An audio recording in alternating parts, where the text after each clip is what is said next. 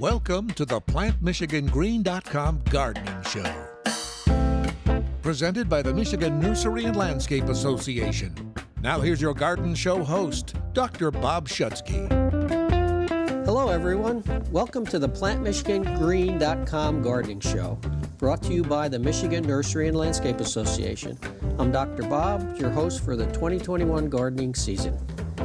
Tune in every Saturday at 4 p.m. through August. We will share garden insights, feature guests from Michigan's green industry, and answer your questions submitted through PlantMichiganGreen.com Ask the Expert. Our hope is to make the most of your outdoor living experience.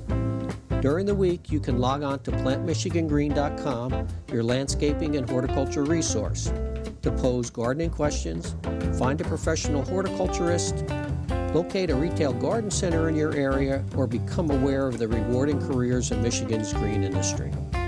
Today's show is sponsored by Ray Wiegand's Nursery in Macomb, Michigan. We are pleased to have Jim Moylan, Ray Wiegand's greenhouse manager, with us after a short break. So stick around and get into the gardening groove on the PlantMichiganGreen.com Gardening Show on News Talk 760 WJR.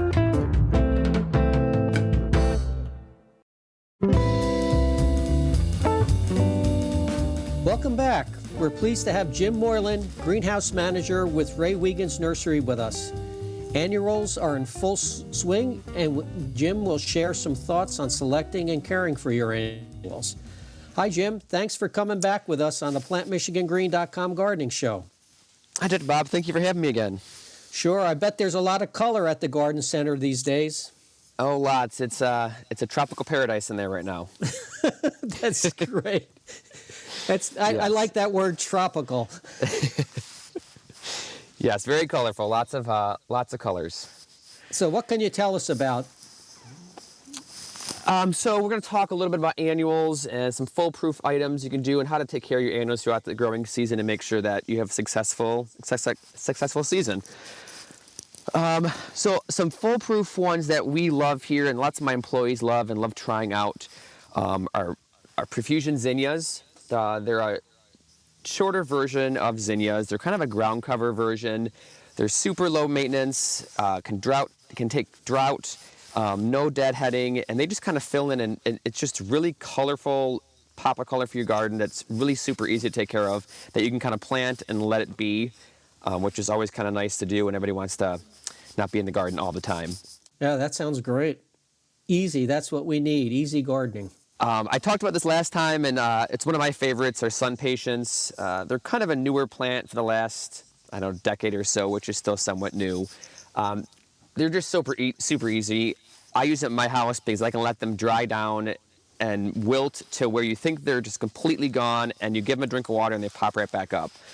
I'm not the best waterer at my house, so it's nice knowing I can save them if they look like they're on their way out. Again, big pops of color, super easy. They like fertilizer, they like water. You can't really overwater them either. And they come in a variety of colors, from white and hot pink, lilac, royal magenta, tropical variegated colors. So just another super easy plant that you can add that lots of color to your yard. Yeah, I like sun patience as well. Yeah. And a lot of times people think they are New Guineas, but New Guineas are for shade, which are also great. But sun patience can do sun or shade. So if you're looking for that in between, that's kind of your go-to, I think. Cool. Another one that we love here are dragonwing begonias, because again, they're just super easy. They do great in the ground, great in hanging baskets, great in containers. They come in pink and red, shiny green leaves. They love the full hot sun all day long, and it does not bother them at all. And they only get bigger and bigger and bigger as the season goes on. An easy, great plant to care for. I love their foliage. Yeah, they have that nice kind of angled, angel-shaped leaf to it, which is kind of different. And then everybody loves these right now too. Probably the easiest you could plant if you're not a good waterer or no green thumb are succulents. You could plant those in the desert, and obviously they love it out there in the heat, so they're great for kind of planting, neglecting, leaving alone. And there's all kinds of different textures, colors, shapes, heights, trailers, uprights, everything you can think of that really could add accent to your patio if you want that cool look to it. They're just a different texture. Yeah, I've seen some really creative container plantings with various succulents. Yeah. Really great, like you say, great textures. Yeah, and they do great in the cold, sometimes cold weather as well. So a lot of people don't know this, but to get the color up, a lot of greenhouses kind of lower their temperature, and that kind of makes that color pop. So even going into fall, when the temperature drops, you'll actually get some more intense color out of those leaves, which is just a natural thing that happens inside that plant material in that colder weather. Hey, could you tell us about coleus? Are they one of those fail-proof plants? Yeah, it's super easy again, and there's tons of new ones on the market. Every year there's more and more. You can get any color you could think of, any combination of colors. They've come out a lot of new trailers that are great for the side of your pot, the trail down. They have the big tall ones for the center, and if those plants ever get too big, you can simply give it a quick snip on top with a pair of scissors or your fingernail, and that's going to make it bush out more and keep it more compact. But they're super easy again. What about putting some plants in combination? For if I was interested in developing my own containers, my own pots, do you have any? Can you suggest some that work well together? Yeah, so I was actually talking to one of my employees yesterday, and what she does in her yard every year, and she loves it, and if you're really into pollinators and butterflies, this is right up your alley. She does black and blue salvia in the center of her big container, and then a bunch of lantana around the base. Those two plants combined are really easy. They work well together. They mingle well together. Lots of color still from both those plant materials, and hummingbirds and butterflies and bees love it. It's a great pollinator combination that's, again, super easy, can handle some drought. They just work really well together. Yeah, we had some really nice lantana at the university, and we would bring them in every winter, keep them in the greenhouse, and actually we developed some really nice lantana trees. Yeah. The henna trees are awesome. We get a couple here every year, and they're just a great centerpiece, too, if you did that in the centerpiece of your pot. They're kind of hard to find sometimes, but they're a really cool focal point for a container. And the ones at Michigan State are massive. They're really nice. So what do I need to know if I was coming in to purchase plants? Do I need to know anything in difference in terms of the size that I buy? Should I buy cells? Should I buy quarts? What's your thoughts? So it kind of varies on what you want to do, in my opinion. I usually start off in my stuff in like a 4-inch pot or a little bigger. That way the plant's already established, it's usually already flowering, it's already filling the pot out, and when I plant it in my containers, it gives my pot already a full, like a pre-planted look to it already. And I like that look to it. You can, if you want that kind of right off the bat, finished up container. If you want to go a little smaller, if you can find cell packs of certain material, that'd be fine. It just takes a little longer for that product to grow. But I like the bigger plants because they're already mature and they're a little more grown out, whereas the cell packs are just a little younger and take longer to grow. But you can kind of do it both ways depending on what you want to spend and what you're looking to do with your container. Okay, great. Hold those thoughts and stay tuned, because we're going to have more from Jim Moylan in the PlantMichiganGreen.com Gardening Show on News Talk 760 WJR. Welcome back to more of the PlantMichiganGreen.com Gardening Show with your host, Dr. Bob Schutzki. Welcome back. We're here with Jim Moylan, greenhouse manager at Ray Wiegand's Nursery, and have been talking about annuals. So, Jim, tell us more about some plant combinations that you like to put together. I was never a huge fan of foliage containers. It wasn't my style. But the last couple of years, I think they're actually an awesome contribution to your garden. Just doing a foliage container just adds a whole different look, textures, and colors to your garden that you might not used to seeing. What we're doing and what I have it on at my house is like a bird of paradise in the center or a big focal tropical house plant in the center, foliage type. You can do quarterline, you could do elephant ears in the center. Usually it's a green plant. And then I just fill it with a bunch of different foliage plants. And you can get any color foliage plants you want. There's dichondra, which is called Silver Falls, which is a great silvery blue leaf that trails on the side of the pot that gets really long, and it's just a beautiful plant. Add that in with some spider plants and wandering Jew, and it fills in great, and it's super, super easy, and a really classic, timeless look of greens and monotone colors. Do you have any of those foliage containers at the garden center? Yes, we'll have a couple this year. We're growing one right now. It's got some cypress in the center.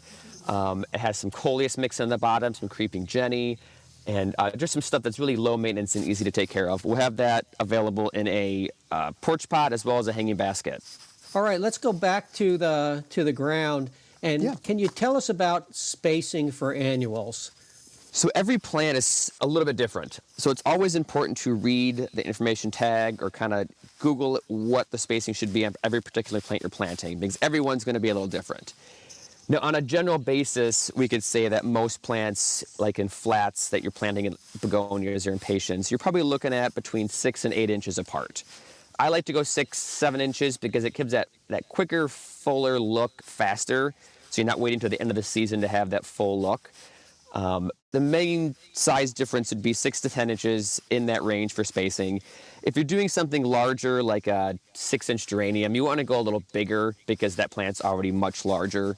So you can probably go 1 foot to 1.5 feet. I like the closer spacing because also as those plants start to cover the ground, that means less light for weed seeds to develop. And so that for weed control, quick ground cover of the plants again helps reduce the workload down the way.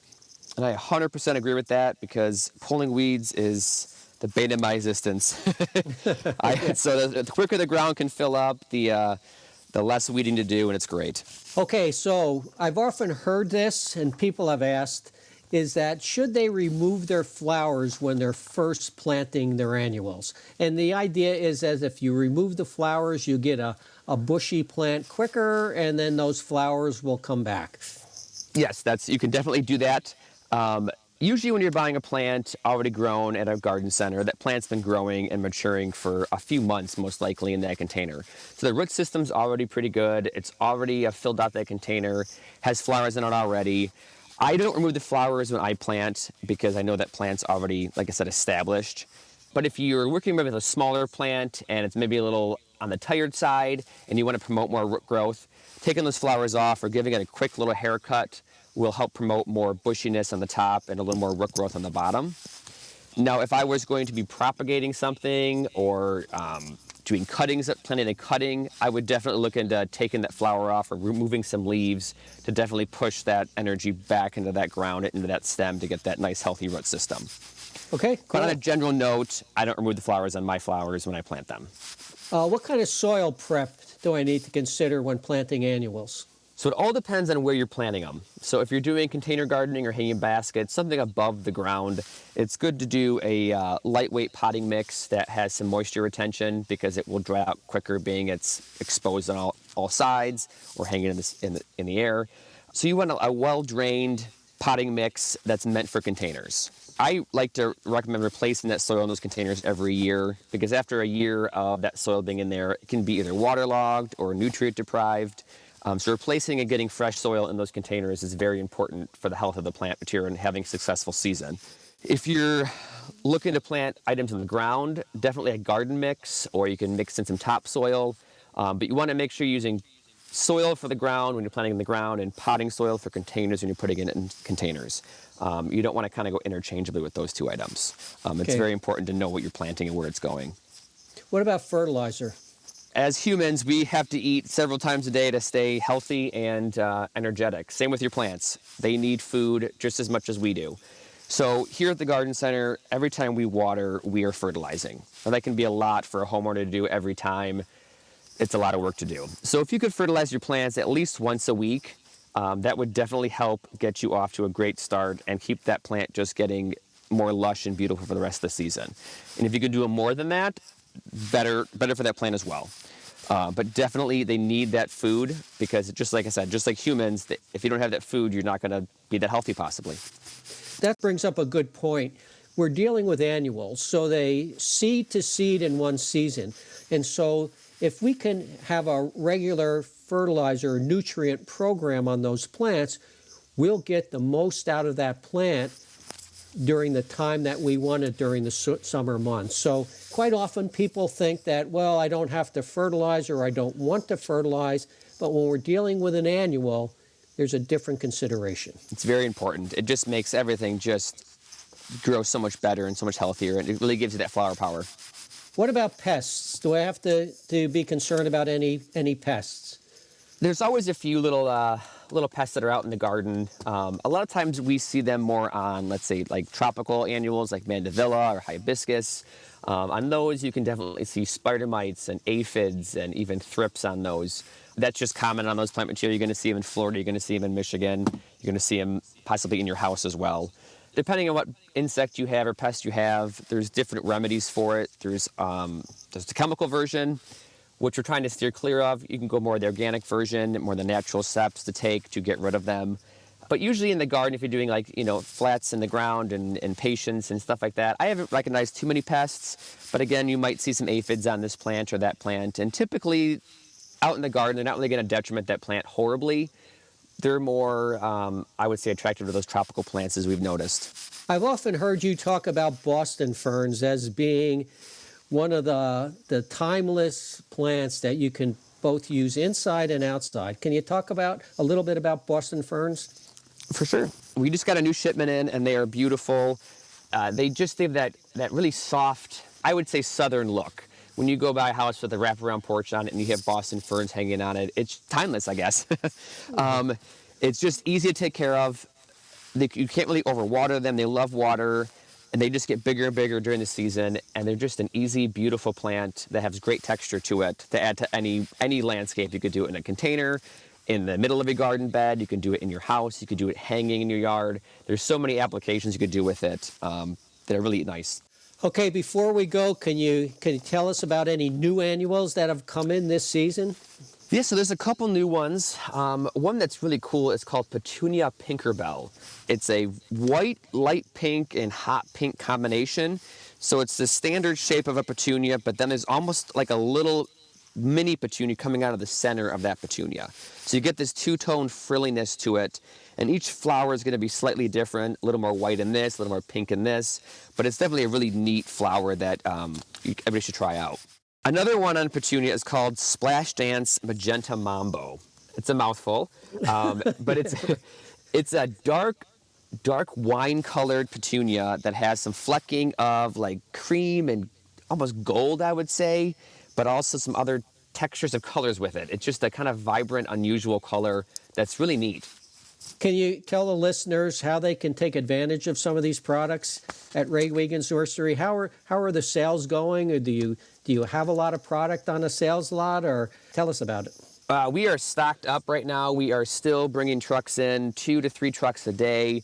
So as the week goes on, as the month goes on, we should be even more stocked. Some product is getting scarce already, which is unusual. But we're trying to find every avenue we can to make sure our customers are supplied with the best quality product we can find. But right now we are stocked and good to go on 4-inch material, flats, hanging baskets, porch pots, even hopefully some tropicals coming in soon.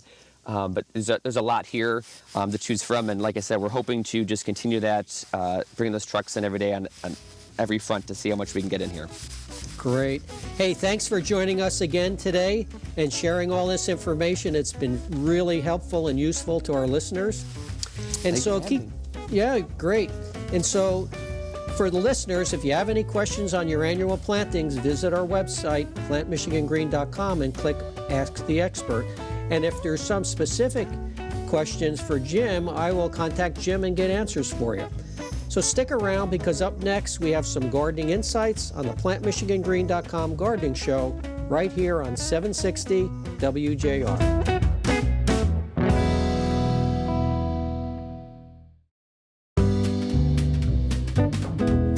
Welcome back. I would like to follow up on Jim's comments on annuals with a little bit about vegetables, the colorful, edible annual. It has been reported that COVID-19 created over 20 million new gardeners. Staycations took on a new meaning, with the attention focused on personal outdoors and indoors in some cases. Container gardening, box gardens, raised beds, and the traditional in-the-ground gardens became the family pastime. Open, fresh air, and exercise was a welcome relief over the 2020 growing season, and it seems that it'll be a little bit more of the same in 2021. Apartment dwellers converted balconies to the hanging gardens of Babylon. Plants were being grown in anything that would hold soil, or in some cases water, through hydroponic systems. Vertical gardening with lettuce towers or cascading fountains of cucumbers were a big hit with those people with limited spaces. And several seed companies have developed and offered compact dwarf selections of popular vegetables designed for use in containers and limited garden spaces. Forecasters predict that this interest in edibles and compact gardenings will continue. So here are a few edibles to watch out for. Sweet pickle, sweet pepper.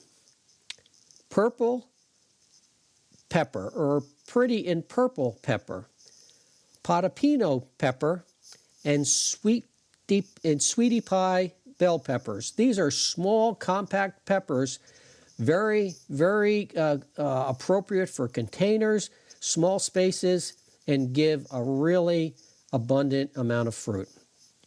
There's something called lunchbox cucumbers. Two of them are H19 little leaf cucumber and green fingers cucumber.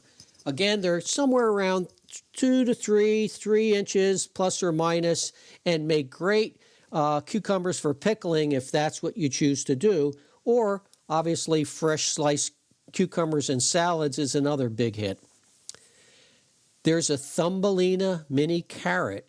It's almost ball shaped, and it's kind of cute if you're into carrots. And there's a beet called baby beet beets. Again, this is a very small dwarf type of beet. But again, if you're interested in beets, you can pick the typical normal sized beet early in the season before it gets very large and still have those miniature plants. There's two eggplants that have been really popular: patio baby eggplant and Orphelia eggplant. Again, smaller sizes, diminutive, and appropriate for containers. Ruby red Swiss chard is another hot seller because of its bright red stems. And so the bright red stems obviously resemble rhubarb, hence it got its name. And there's all sorts of new patio tomatoes, cherry tomatoes, like one of the popular ones through American Selections is Patio Choice Yellow.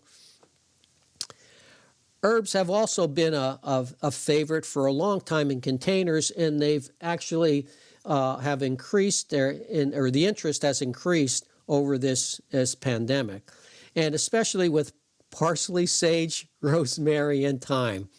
I had to put those together in that order, if you know what I mean. And then basil, there's all sorts of different basil flavors that you can choose from. You may have to shop for seed packets for some of these if they're not available in cell packs or quarts, but in any case, growing these miniatures will be a rewarding adventure. Okay, for now, I'd like to go back into the ground and let's go big and talk about fruit. Fruit trees, to be more specific. Fruit trees represent a more substantial commitment. It takes longer to get a crop, and they require annual maintenance. If you want fruit, you're going to have to work for it. Planting, training, pruning, fertilization, fruit thinning, and pest control is all part of it if you want a picture-perfect fruit. You can still get fruit if you leave some of these out, but it may not be acceptable to your liking. Keep in mind that you do not need an orchard. 1, 2, or a handful of trees can be worked easily into the landscape and double as ornamentals.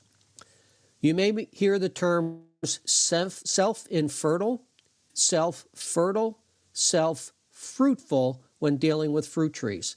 Self-infertile means you need 2 different varieties for cross-pollination in order to have fruit develop. Self-fertile means it all occurs on a single tree. You only need 1 tree.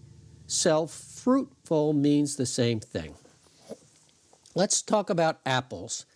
Apples come in three sizes: standards that are 20 feet high, 30 feet wide; semi-dwarf trees that are 12 to 16 feet high and wide; and then full dwarfs that are 6 to 8 feet high with a similar spread. Semi-dwarf and full dwarf trees are grafted on dwarfing rootstocks. The rootstocks on full dwarf trees cannot support the typical branch and fruit load, so they must be supported with a stake or trellis systems.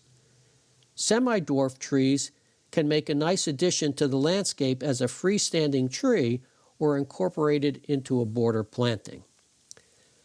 Most apples are not self-fruitful, meaning they need additional variety to pollinate and bear fruit. So 2 to 3 trees of different varieties are needed. A lot of varieties are available at your local garden center, including the ever-popular Honeycrisp. Apple scab, fire blight, and cedar apple rust are common apple diseases, so look for varieties that have been developed for resistance to these diseases.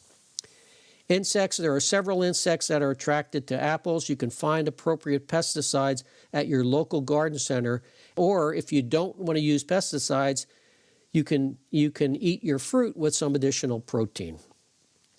If you're agreeable to spray, there are a few combination products that can be used to cover both diseases and insects. Peaches can be found in two sizes: standards and dwarfs. Okay, the standards are 12 to 15 feet tall and wide. The dwarfs are 8 to 10 feet tall and wide. Not much different in sizes between the standard and the dwarfs for peach trees, so you need appropriate amount of space. Peach trees are self-fertile, so you do not need a pollinator tree. One tree will do it. Bud hardiness is a problem with peaches in Michigan because it flowers early and it's susceptible to late spring frosts. Okay, so if you're thinking about growing peaches, that's one thing to keep in mind, that spring frosts are going to be an issue. There are two major diseases for peaches: bacterial spot and brown rot, so look for resistant varieties. There are two basic group of pears: European pears and Asian pears, and there are two sizes in each group. Standard are 18 feet tall, 12 feet wide, and dwarfs are 8 feet tall and 6 feet wide on the European group, and the semi-dwarfs are 12 feet tall and 10 feet wide. There are 7 semi-dwarfs and dwarfs in the Asian group. In the Asian group, the dwarfs are 8 feet high by 6 feet wide. Pears are self-infertile, so you need to mix varieties for pollination and fruit development. Fire blight, a disease, and pear scilla, an insect, are common problems on pears. Plums come in two sizes: standards and dwarfs. The standards are 18 feet by 20 feet, and the dwarfs are 8 feet tall and roughly 8 feet wide. There are Japanese plums, hybrid plums, and European plums. Most need pollinizers.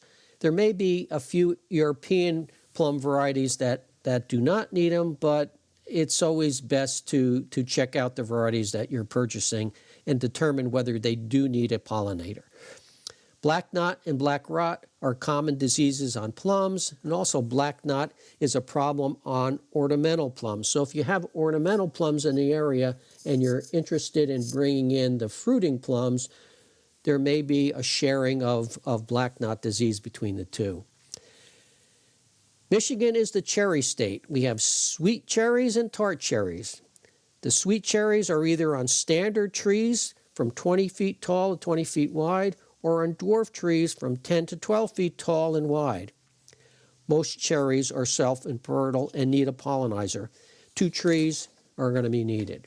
Tart cherries are 8 to 15 feet tall and wide, and they are self-fertile, so no pollinizer is needed. Most fruit trees prefer moist, well-drained soils and soil pH in a range between 6 and 7. Fruit trees do not like poorly drained, heavy clay soils. If you're interested in a Michigan native fruit tree, try pawpaw. It's 15 feet tall, roughly 15 to 20 feet wide. You'll need 2 varieties for pollination. Pawpaw is found in nature as an understory tree, so it tolerates partial shade. We have a few in the Clarence E. Lewis Landscape Arboretum on campus, and every year we wait anxiously for the fruit to ripen. They are better if the fruit ripens on the tree. In most years, they're gone before we could harvest them, but on the successful years, we enjoy the light custard flavor of the fruit. So stay tuned for more of the PlantMichiganGreen.com gardening show right after this short break on 760 WJR.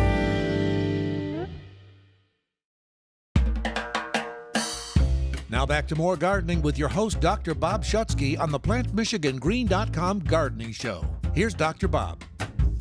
Welcome back. I'd like to end the show today with a friendly reminder about oak wilt.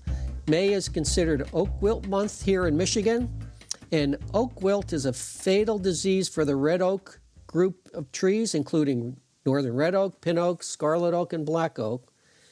The white oak group is not as affected, but there still could be some problems. Oak wilt is a fungal disease that moves through the water-conducting tissues of the tree.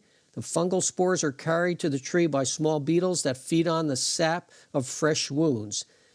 The sap beetles that carry the disease from infected trees to unaffected trees are attracted to those fresh wounds from storm damage, pruning cuts, or any other injuries. One simple measure that can help prevent the spread of oak wilt is to not prune any oaks during the growing season. This will prevent fresh wounds that draw the sap beetle and may carry the disease, or I should say the fungus. Storm damaged trees can be pruned during the summer, but if you do any pruning during the summer of damaged wood, it's important to seal those wounds with a tree wound dressing or latex paint. Again, sealing the wounds must be done immediately since the fresh wounds are what attracts the beetles. So if you'd like more information on oak wilt, as I mentioned before, go on the internet and Google oak wilt identification and management from Ohio State University Extension.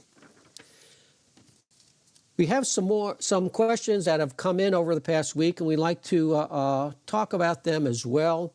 The first question I have is from Arlene. And Arlene writes, my mock orange bushes leaves are turning brown and I can't determine why. They are just starting to grow this season. There are a few leaves starting to get brown, but it becomes much pronounced after it blooms. I have had them for about 4 years and I've lost 2 of them already. So whatever it is, each year the bush gets weaker and weaker. Okay, the brown leaves are due to the most recent frost and cold temperatures. The browning gets worse as the temperatures get warmer. Warmer temperatures cause a noticeable decline. Also, if the plants get weaker each year, it could be a problem with the root system. Are the plants receiving too much or not enough water? Is it possible to send a picture to get a close-up of the stems and leaves? So Arlene sent a picture. And when I saw the picture, it became a lot more obvious. The problems became a lot more obvious. It looks like the plants were the variegated sweet mock orange. And variegated sweet mock orange is known to be a weak grower. It's very temperamental. And the leaves are showing signs of frost injury. It will grow out as the season progresses. And so I followed up with additional questions. How long have these plants been in the ground? Was it purchased in a pot? Do you use any fertilizer with weed killer around the base of the plants? Is it irrigated? And so I asked her to send some additional pictures of the full plant, and she did. And when she sent those pictures, it was obvious that this was there was a cupping and curling of the leaf margins based on the cluster of growth stems that were coming out. It looked like there was the possibility of some herbicide damage, some weed killer that may have been used on the lawn or in the areas around the plant. And so when she told me that she didn't use any fertilizer, but the lawn service that she has may have used some, that gave me the thoughts that the lawn service may apply a broadleaf weed killer in with the fertilization and that could be causing the problem on the plant. The point being is that two things. One is if you have a question about a specific plant on your property, in your yard, if you can send a picture, a lot of times those pictures will help us come up with a diagnosis.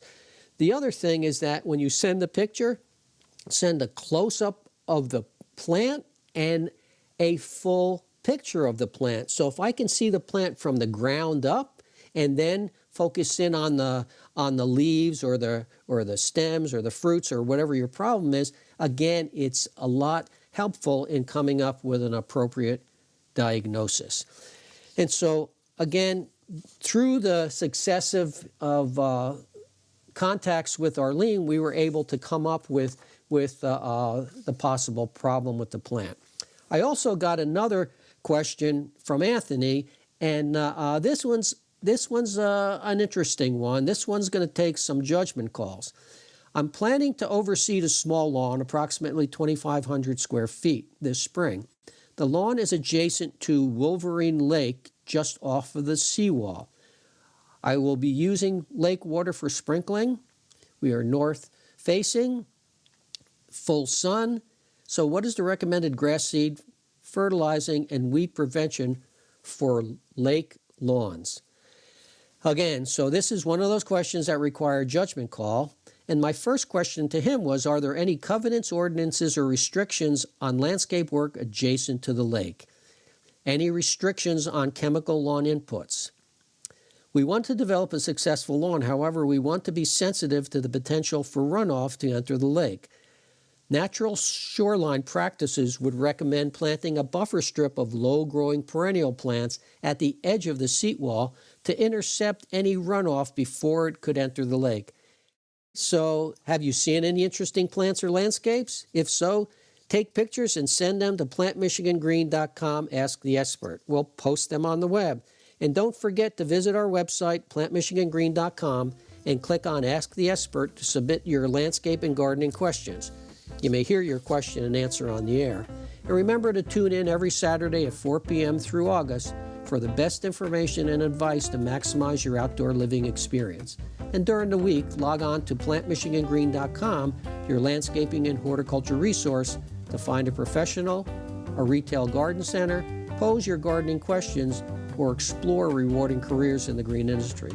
That's all for this week. I'm Dr. Bob, wishing you sunshine, a little rain, and happy gardening. Thanks for joining us. You've been listening to the PlantMichiganGreen.com Gardening Show with Dr. Bob Schutzki, presented by the Michigan Nursery and Landscape Association.